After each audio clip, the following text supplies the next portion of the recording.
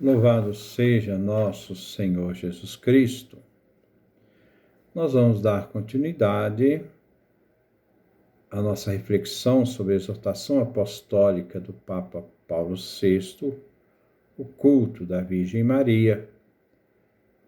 Nós vamos encerrar hoje esta leitura e interpretação, esse comentário, essa exortação que nos foi dada no dia 2 de fevereiro de 1974. E nós estamos fazendo nosso 67º encontro e vamos falar agora sobre esse valor teológico e pastoral do culto da Santíssima Virgem. Na prática, nós vamos ficar somente já com a parte final, desse número 57, onde o Papa Paulo VI nos diz: Cristo é o único caminho para o Pai. Isto é uma verdade, mas nós devemos ver que Jesus, quando fala isso, ele fala no contexto de cruz. Na cruz, ele é o único caminho para o Pai. Na cruz, ele é o caminho, a verdade e a vida. É justamente essa realidade que coloca da cruz, quando ele tem nos amado, nos ama até o fim, é ali que realmente ele se torna para nós esse único caminho. Então, é o único mediador, vencedor da morte e que nos deu a vida no mistério da cruz e ressuscitou foi Jesus. Cristo é o modelo supremo, ao qual o discípulo deve conformar o próprio comportamento. Essa nossa realidade, por amor, está sempre conformado ao próprio Cristo, até chegar ao ponto de ter em si os mesmos sentimentos de Cristo. Esta realidade de uma vivência, de uma unidade total de vida com Cristo. Viver da sua vida e possuir o seu espírito. Gálatas, capítulo 2, versículo 20. Carta aos Romanos, capítulo 8, do versículo 10 a 11. Isto foi o que a Igreja ensinou em todos os tempos. E nada na atividade pastoral exercida por nós deve colocar sombra nesta doutrina. Então, a centralidade sempre em Jesus Cristo. A Mariologia e Maria está sempre subordinada ao mistério do Cristo. Isso nós podemos ver quando nós dizemos Maria, Mãe de Deus. Maria, Mãe de Deus, é uma realidade que está centrada em Cristo. Quem é aquele que Maria gerou? Deus. Então, Maria gerou Deus, Mãe de Deus, na sua humanidade, numa humanidade perfeita.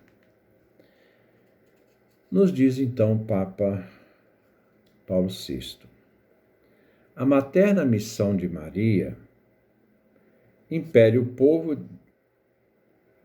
de Deus de dirigir-se com filial confiança. Dirigir a Maria com filial confiança. Aquela que está sempre pronta para atender com afeto de mãe e com um valimento eficaz de auxiliadora. Isso aqui já faz parte do Concílio Vaticano II, Lumen Gentium, dos números 60 ao número 63.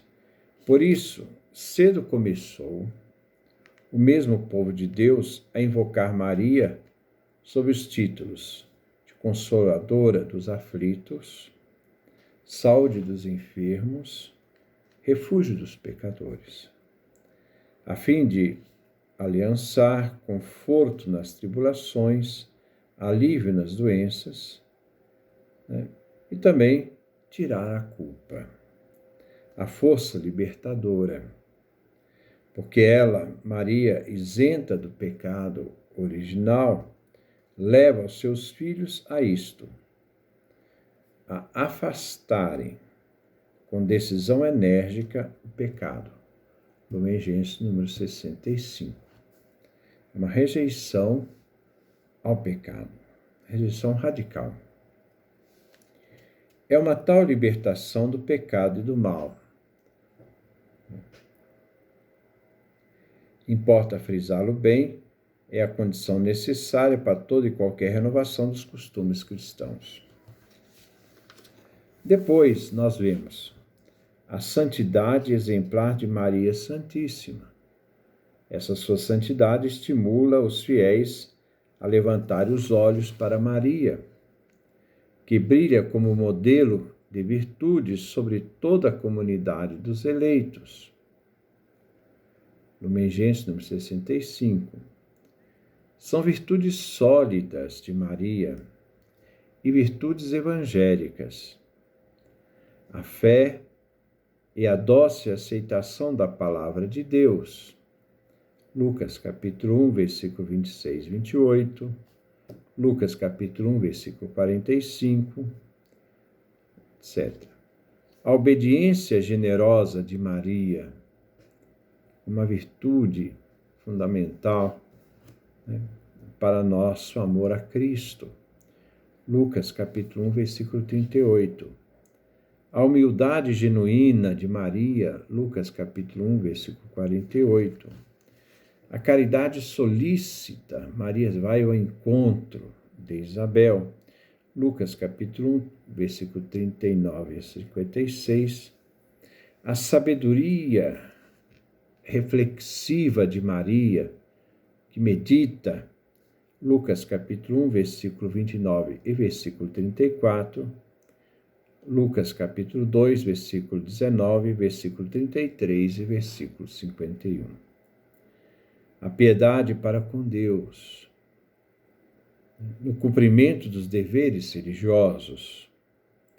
Lucas capítulo 1, do versículo 46 a 49. Maria oferente no templo. Lucas capítulo 2, versículo 22 a 24. Orante na comunidade apostólica, no cenáculo. Atos capítulo 1, do versículo 12 a 14. A fortaleza no exílio, Maria como a fortaleza, Mateus capítulo 2, do versículo 13 a 23. Maria também, fortaleza no sofrimento, Lucas capítulo 2, versículo 34, 35, versículo 49. E também João capítulo 19, 25. A pobreza levada com dignidade e confiança em Deus. São tudo virtudes de Maria. Lucas capítulo 1, versículo 48, capítulo 2, versículo 24.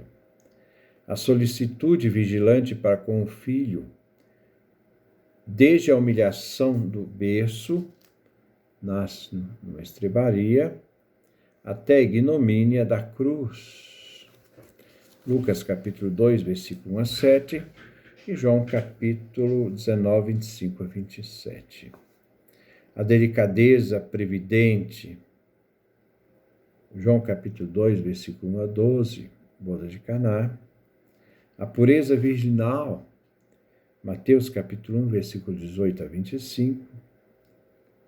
E, enfim, o forte e casto amor de esposa.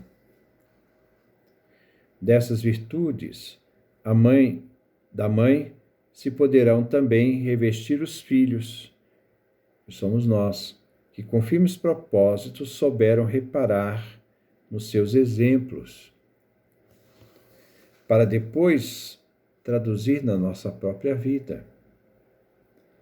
E semelhante progresso na virtude aparecerá assim, como consequência e fruto já maduro também daquela força pastoral que promana do culto tributado à Virgem Santíssima.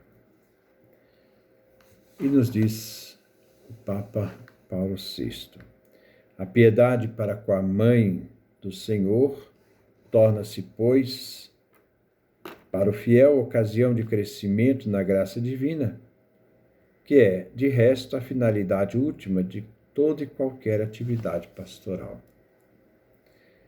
É impossível honrar a cheia de graça, isto é, Maria, Lucas capítulo versículo 28, sem honrar o estado de graça em si próprio, quer dizer, a amizade com Deus, a comunhão com Ele, a inabitação do Espírito Santo.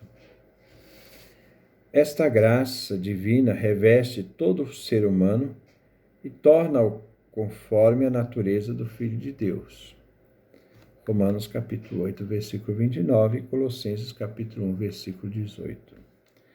A Igreja Católica, apoiada numa experiência de séculos, reconhece a devoção da Santíssima Virgem, um auxílio poderoso para o homem em marcha para a conquista da sua própria plenitude. Maria, a mulher nova, está ao lado do Cristo, o homem novo, em cujo mistério somente encontra a verdadeira luz, o mistério do homem. Gaudium et Spes, documento Vaticano II, número 22.